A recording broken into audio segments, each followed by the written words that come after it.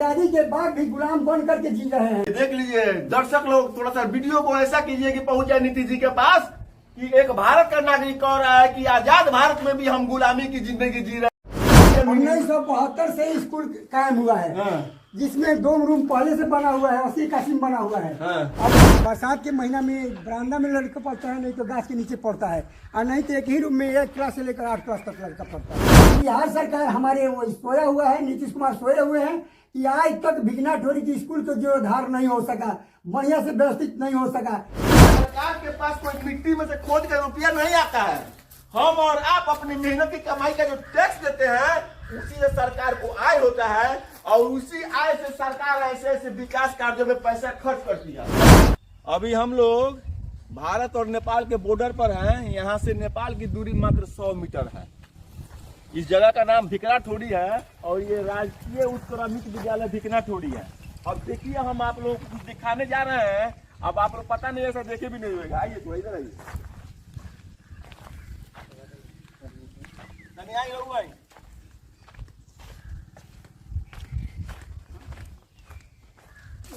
ये स्कूल कौन क्लास से कौन क्लास में बा? 1 क्लास से लेकर 8 क्लास तक। 1 क्लास से लेकर 8 क्लास में बा। स्कूल में रूम कौन गो बा? रूम में 3 ठो है और अभी तत्काल में 3 ठो है।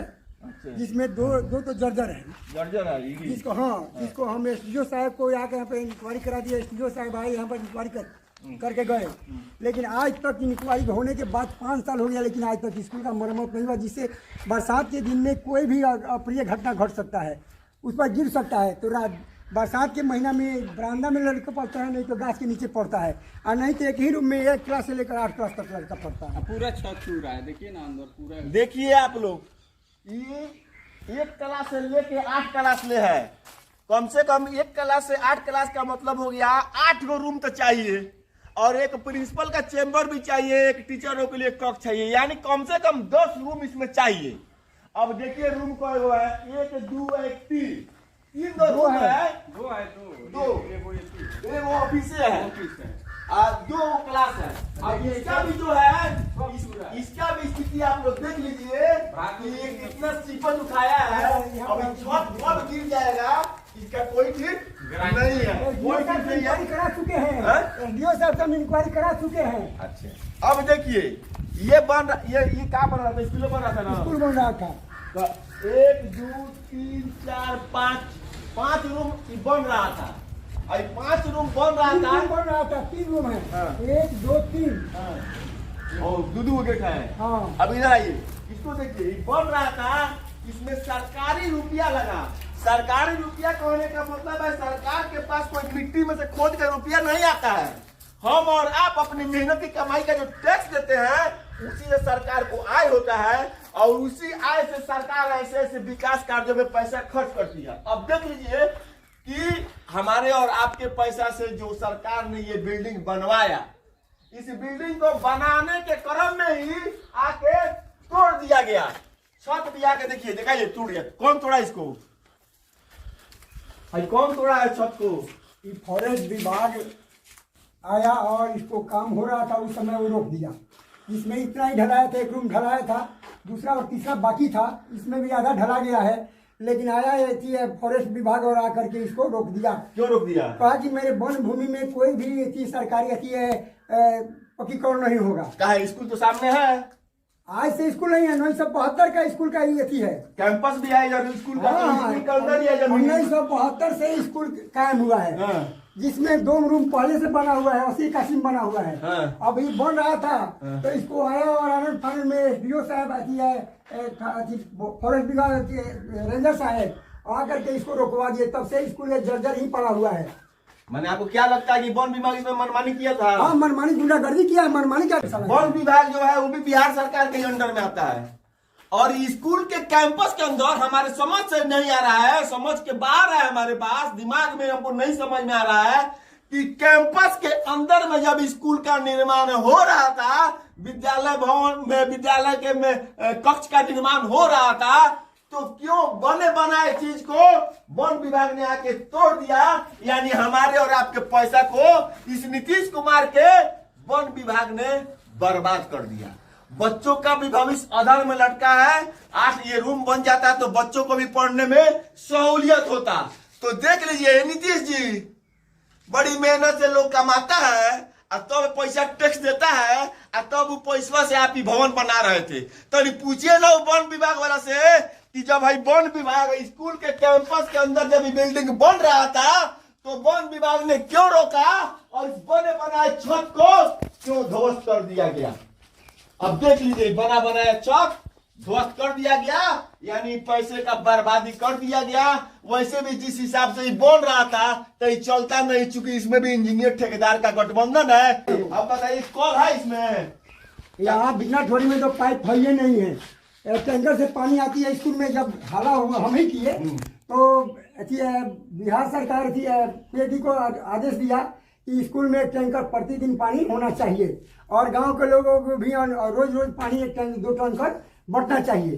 तो उसी क्रम में आज तक चल रहा है। तो मैं टैंकर से पानी आता है, चापाकल नहीं है, शौचालय है। शौचालय है लेकिन वो भी पानी का भाव में बंद पड़ा हुआ है। अरे पानी रहेगा तभी शौचालय चलेगा भाई। शिक्षा आपको देना है बच्चों को और व्यवस्थित शिक्षा देना है, जो यहाँ नहीं है। बाजी व्यवस्थित शिक्षा है, वही व्यवस्था शिक्षा नहीं है। न स्कूल है तो अब आप लोग देखिए, न स्कूल है न टीचर है। टीचर भी 4 है। अब बोलिए 8 क्लास तक पढ़ाई है, टीचर 4 है। बोलिए उसमें भी अब मान लीजिए कि हेड मास्टर है तो उसको कई प्रकार की काम होता है। कभी बीआरसी में बुलाइए तो कभी यहाँ बुलाइए तो कभी यहाँ बुलाइए। महीना में मैंने 20 दिन तो 5-7 दिन तो हेड मास्टर को इधर उधर रहना पड़ता है। बाकी 3 टीचर है, 3 टीचर आते हैं और अपना पढ़ाते हैं, जो पढ़ाना है पढ़ाएंगे। देखिए ये जंगल विभाग में है, मैंने फॉरेस्ट एरिया में क्या है, नेपाल और इंडिया की बॉर्डर पर है। यहाँ तो ऐसा स्कूल बनाना चाहिए कि जो बिहार की माने नाक हो, मॉडल हो, बढ़िया हो, ऐसा शिक्षा हो जो इसका शिक्षा इसका कोई शिक्षा नहीं हो। लेकिन बिहार सरकार हमारे वो सोया हुआ है, नीतीश कुमार सोए हुए हैं कि आज तक भिगना ठोरी की स्कूल को जीर्णोद्धार नहीं हो सका, बढ़िया से व्यवस्थित नहीं हो सका, टीचर का व्यवस्था नहीं हो सका, रूम का व्यवस्था नहीं होगा। देखिए आंगनबाड़ी स्कूल में खाना बनाने का यही जगह है, एक स्कूल का खाना बनाने का भी जगह नहीं बना हुआ है। कहाँ बनाए क्या कहिएगा आप नीतीश जी से? नीतीश कुमार यही कहेंगे, नीतीश कुमार से शिक्षा मंत्री से कहेंगे कि यार अभी तो आँख खोलिए और बॉर्डर की स्कूल की व्यवस्था कीजिए जहाँ की मैंने अच्छे से अच्छा शिक्षा मिल सके, अच्छा से अच्छा लड़का पढ़ सके। इसको सब कुछ करने की अच्छा व्यवस्था हो तब ना ठीक कहेंगे कि हाँ बिहार सरकार मैंने नीतीश जी आपका जितना यात्रा शुरू हुआ है, चाहे समाधान यात्रा हो चाहे बदलाव यात्रा, मान जो भी आपका यात्रा शुरू होता है बिहार के पश्चिम चंपारण जिला से शुरू होता है और बगहा लोकसभा क्षेत्र से शुरू होता है। और ये बगहा लोकसभा क्षेत्र का ही जगह है जहां आदिवासी बहुल लोग हैं, यहाँ थारू जाति के ज्यादा लोग रहते हैं और आपका यात्रा इसी क्षेत्र से शुरू होता है। एक बार भी तनी ध्यान दीजिए। नीतीश कुमार यहाँ पर आए थे 2013 में, आए थे 2013 में आए और कहे कि नहीं हम इस गांव को मैंने यहाँ पर बास्केट पर्चा नहीं है, अब विलम्ब डीएम को आदेश दिए कि अब विलम्ब में बास्केट का पर्चा दिया जाए, स्कूल को बनवाया जाए और पानी का व्यवस्था किया जाए। लेकिन वो आनंद फंड में 2 बोरिंग हला, तीसरा नहीं 2 ही बोरिंग हला और चले गए। और गांव का दिखावा मैंने नजरिया नक्शा भी मैंने नहीं बन सका। उसी क्रम में स्कूल बना, स्कूल को भी आधा अधूरा छोड़ करके फॉरेस्ट एजेंसी से नीतीश कुमार कान में तिल डालकर सो गए और उनकी पदाधिकारी जो भी है वो भी कान में डालकर सो गए। हम लोग डीएम के पास भी गए हैं, लिखे हैं, सब कुछ किए हैं, लेकिन कहीं कोई सुनवाई नहीं है। इस बिहार सरकार में यही तो दशा है और जनता की दशा है। जनता के साथ साथ बच्चे के भविष्य की भी दशा है। यहाँ जो लड़का क्या पढ़ेगा, टीचर ही नहीं है, स्कूल ही नहीं है, कोई चीज व्यवस्था नहीं है तो क्या पढ़ पाएगा। तो 8 क्लास है तो कम से कम 8 से ऊपर 8 टीचर होना चाहिए, एक हेड मास्टर होना चाहिए।